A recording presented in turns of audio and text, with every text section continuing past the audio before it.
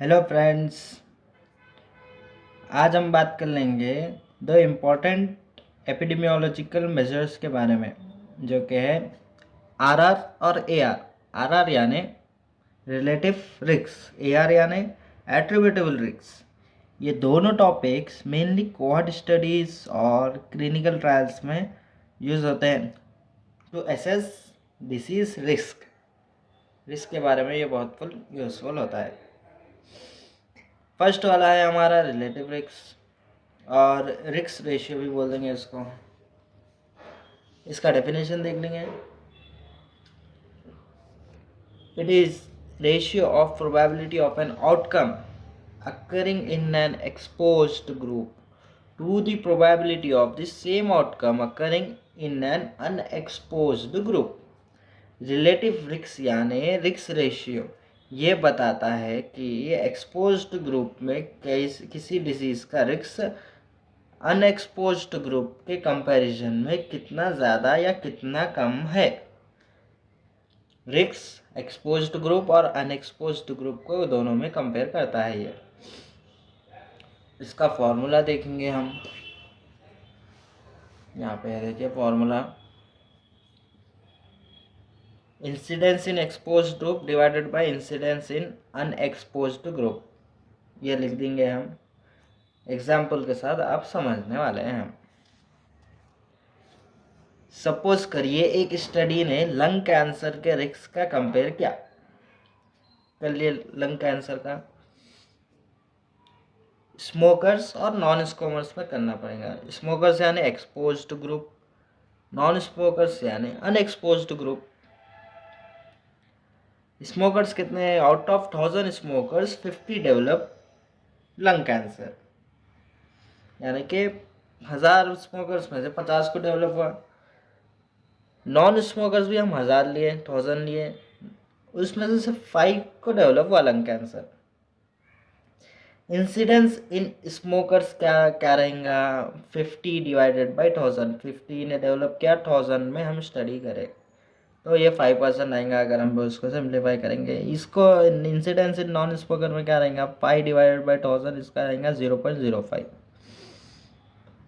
इसको relative risk में डालेंगे हम ये दो वैल्यूज़ को, तो क्या आएगा? इसको सिंप्लीफाई करने पर 10 आ गया आपको, यानी कि ये रिलेटिव रिस्क में हम डाल दिए इसको तो 10 आ गया ये वैल्यू आपको।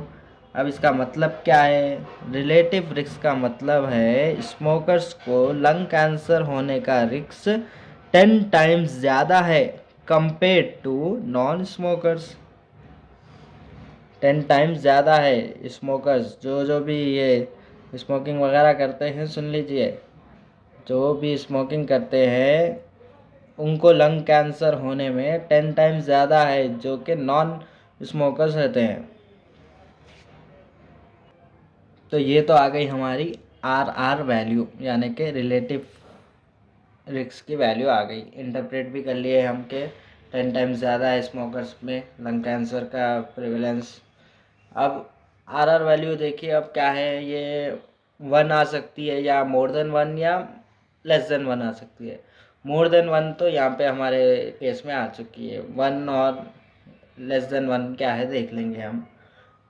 Equal to 1 I R value तो no effect, no association, risk same in both groups बोल सकते हैं आप। दोनों में भी सेम है। इनो पी सिगरेट पियो या इनो सिगरेट मत पियो, दोनों में डिसीज़ होने का चांस उतना ही है। अगर वो वैल्यू मोर देन 1 आई तो क्या है? Exposure increases risk, positive association बोल सकते हैं आप।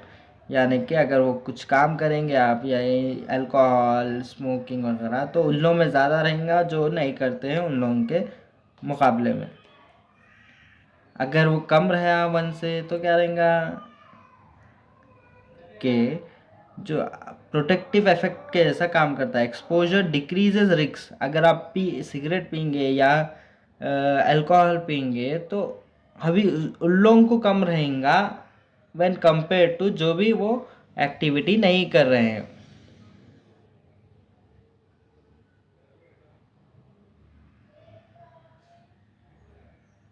तो तो इसके एप्लीकेशंस की बात करेंगे तो एप्लीकेशंस में क्या रहेंगे, देखिए used in cohort studies and clinical trials, पहले आप ये लिख ले सकते हैं। फिर ये हमें हेल्प करता है to understand the impact of exposure, exposure का कितना इम्पैक्ट है पॉपुलेशन पर वो बताता है। और एक रिलेटिव कंपैरिजन करने के लिए बिटवीन टू ग्रुप्स, और ग्रुप्स के बीच में कंपैरिजन करने के लिए हमें हेल्प करता है। स्ट्रेंथ की बात करेंगे तो इसमें क्या रहेगा, सिंपल इंटरप्रिटेशन रहेगा इसका, आसानी से आ जाता है अपने को इंटरप्रेट करने। और strong measure of association between exposure and disease के बीच में ये हमें बताता है।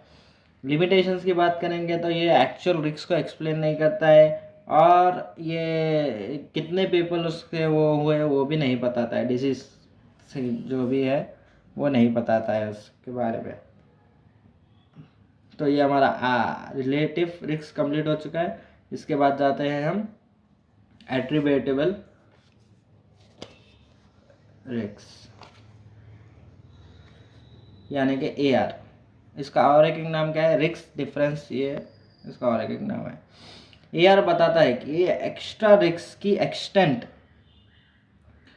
तक सिर्फ एक्सपोजर की वजह से है, इसीलिए इससे रिस्क डिफरेंस भी हो बोलते हैं अपन। क्या बोलते हैं, ये क्या बताता है, एक्स्ट्रा रिस्क की एक्सटेंट तक सिर्फ एक्सपोजर की वजह से है बोलकर बताता है। It measures the difference in risk of an outcome between exposed group and the unexposed group. Risk का डिफरेंस मेजर करता है एक्सपोज्ड ग्रुप और अनएक्सपोज्ड ग्रुप में। और it represent the amount of risk in the exposed group that is attributable risk. इसको attributable risk बोलेंगे हम। इसका फॉर्मूला क्या है देखिए, इसका फॉर्मूला क्या है देखिए, incidence in exposed group minus incidence in unexposed group. Incidence in exposed group minus incidence in unexposed group. Example से बोलेंगे हम, लेट्स से स्मोकर्स का इंसिडेंस 30% है, नॉन स्मोकर्स का इंसिडेंस 3% है। 30% यानी 0.03 हो जाता है, और ये 3% यानी 0.03 हो जाता है। ये 0.30 हो गया, 0.03 हो गया। इन लोगों को मल्टीप्लाई करेंगे हम तो 27 आ जाएगा, 100 से मल्टीप्लाई करेंगे तो निकाल लिया आप। निकाल लिए बाद में 27% को क्या करेंगे आप, 27% एक्स्ट्रा केसेस सिर्फ स्मोकिंग की वजह से आते हैं बोलकर बोलना है हमारे को, ठीक है। 27% यानी 27% एक्स्ट्रा केसेस सिर्फ स्मोकिंग की वजह से आते हैं। पहले का अगर एग्जाम्पल लेंगे आप, पहले जो हम रिलेटिव रिस्क में लिए थे एग्जाम्पल 0.05 जो भी था हमारा, उसको सॉल्व करेंगे तो 4.5% आया था हमारे को। आगे ये एग्जाम्पल ले लिया आप, पहले वाले एग्जाम्पल ये थोड़ा हार्ड रहेगा, समझ में नहीं आएगा, तो ये एग्जाम्पल भी आप लेकर एग्ज़ाम में लिख सकते हैं, क्वेश्चन भी डाल सकते हैं, आप सिनेरियो भी डालकर लिख सकते हैं। एट रिलेटिव रिस्क का एग्जाम्पल हम उसको सॉल्व करने पर क्या आया था, 0.05 आया था। इसको सॉल्व करेंगे 0.045 आया, यानी कि 4.5%, यानी कि 4.5% लंग कैंसर के केसेस में स्मोकर्स में डायरेक्टली एट्रीब्यूटेबल टू स्मोकिंग है, जो भी डायरेक्टली एट्रीब्यूट करता है वो स्मोकिंग में। AR वैल्यू का इंटरप्रिटेशन देख लेंगे अब हम, पॉजिटिव, नेगेटिव और ज़ीरो। पॉजिटिव यानी एक्सपोजर इंक्रीजेज रिस्क, अगर वो एक्सपोज्ड होएगा तो इंक्रीज रहेगा रिस्क उसका। नेगेटिव यानी कि एक्सपोजर इज प्रोटेक्टिव, अगर वो एक्सपोज रहेगा तो वही उसके लिए क्या करेंगे, उसको प्रोटेक्ट करेंगे। यानी कि देखिए सिगरेट कोई पी रहे हैं तो उसको लंग डिसीज होने के चांसेस ज़्यादा है, रिस्क ज़्यादा है। अगर ये नेगेटिव वैल्यू आएंगी तो सिगरेट कोई पिएंगे तो उससे उसको प्रोटेक्ट मिल रहा है बोलकर नेगेटिव में आता तो नहीं है, लेकिन इसका इंटरप्रिटेशन ऐसा आ जाएगा। ज़ीरो यानी कि no impact of on exposure बोलकर बोलेंगे। एप्लीकेशंस की बात करेंगे अब हम, उसमें भी हम एप्लीकेशंस देखे थे, इधर भी देखेंगे एप्लीकेशंस। ये कहाँ पर यूज़ होता है, epidemiology, public health, clinical research में हेल्प होता है। हेल्प करता है हमें प्रिवेंटिव प्रोग्राम्स में।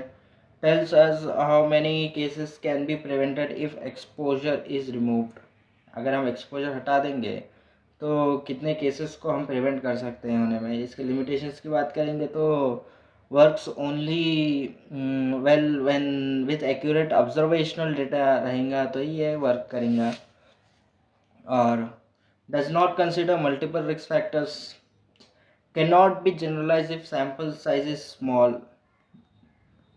तो ये आ रहा हमारा एट्रिब्यूटेबल रिस्क का एक्सप्लेनेशन, और रिलेटिव रिस्क का भी एक्सप्लेनेशन मैं दे चुका हूँ।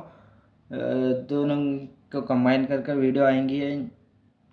तो ये दो रिस्क जो भी है बहुत इम्पोर्टेंट है, आरआर यानी कि रिलेटिव रिस्क और एट्रिब्यूटेबल रिस्क एआर। आरआर बताता है हमें कि कितना ज़्यादा रिस्क है कंपैरिजन में, और एआर बताता है कि कितना एक्स्ट्रा रिस्क है कंट्रीब्यूशन ऑफ एक्सपोजर में। ये टॉपिक्स दोनों भी बहुत ही इम्पोर्टेंट है एग्ज़ाम्स में, प्रैक्टिस दोनों के लिए भी बहुत ज़रूरी है। So make sure to remember the formulas, examples and interpretation. अगर वीडियो पसंद आई तो लाइक शेयर सब्सक्राइब ज़रूर करें चैनल को अगर न्यू है तो। और कुछ डाउट है या कुछ है तो आप कमेंट सेक्शन में बोल सकते हैं। मिलते हैं नेक्स्ट वीडियो में।